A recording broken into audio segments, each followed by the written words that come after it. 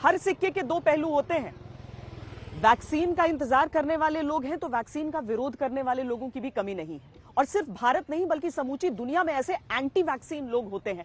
पर दिक्कत तब होती है जब ये लोग पूरे समाज को एक तरह से उकसाने की कोशिश करते हैं कि वैक्सीन नहीं लगाना चाहिए और उससे मनगढ़ंत कुछ दिक्कतें बताने लगते हैं। भारत के सामने चुनौती यह भी है कि कैसे उस भ्रम को दूर किया जाए।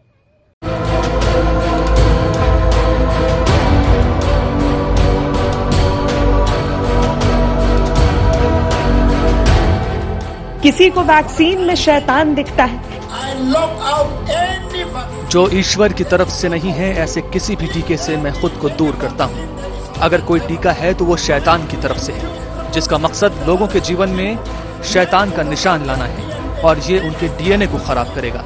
ऐसा कोई भी टीका, हे ईश्वर, उसे यीशु मसीह के नाम पर अग्नि से नष्ट कर दे। किसी ने वैक्सीन में यहूदियों की साजिश ढूंढ ली। हम जाग नहीं रहे, हम मस्त हैं।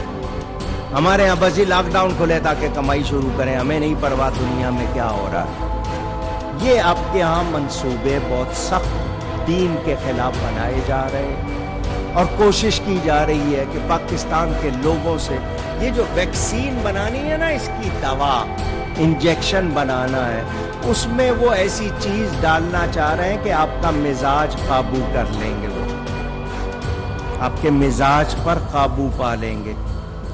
वो जो चाहेंगे वही आप सोचेंगे, जो आप चाहेंगे वो आप नहीं सोच सकेंगे। जो वो चाहेंगे उसमें वो एक चिप डालना चाह रहे हैं, बहुत छोटी सी। ये उनकी साजिश है जिस पे वो काम कर रहे हैं। किसी को वैक्सीन से मगरमच्छ बनने का डर सता रहा है। वैक्सीन लगाने से क्या साइड इफेक्ट्स हो सकते हैं मुझे नहीं मालूम। अगर आप मगरमच्छ बन गए या कोई दूसरा जानवर बन गए या आप सुपरमैन बन गए, किसी महिला की दाढ़ी उगाई या कोई पुरुष महिलाओं की तरह बोलने लगा, तो मुझे नहीं मालूम, मेरी जिम्मेदारी नहीं होगी। No responsibility. तो किसी को वैक्सीन की क्षमताओं पर ही संदेह। अलग अलग देश, अलग अलग बातें। वैक्सीन न हुई, कोरोना से भी बड़ा अभिशाप हो गई। भारत में वैक्सीन को राजनीतिक पार्टी की वैक्सीन बताने का चलन तब शुरू हुआ जब भारत ने स्वदेशी कोवैक्सीन को मंजूरी दी। उससे पहले ऑक्सफोर्ड यूनिवर्सिटी और एस्ट्राजेनेका की कोविशील्ड तक सब ठीक था। शैतान और साजिशों के तर्कों पर तो बात भी बेमानी ही है। दुनिया भर के एक्सपर्ट्स खुद वैक्सीन लगवाकर दुनिया में संदेश दे रहे हैं कि सब ठीक है। आज तक के संवाददाताओं ने भी ट्रायल के दौरान खुद वॉलंटियर की तरह वैक्सीन लगवाई ताकि वैक्सीन पर भरोसे के विमर्श को मजबूती मिल सके। आज तक संवाददाता कुमार अभिषेक को दूसरी डोज भी लगाई जा चुकी है और उनका अनुभव कई कुतर्क को खारिज करता है।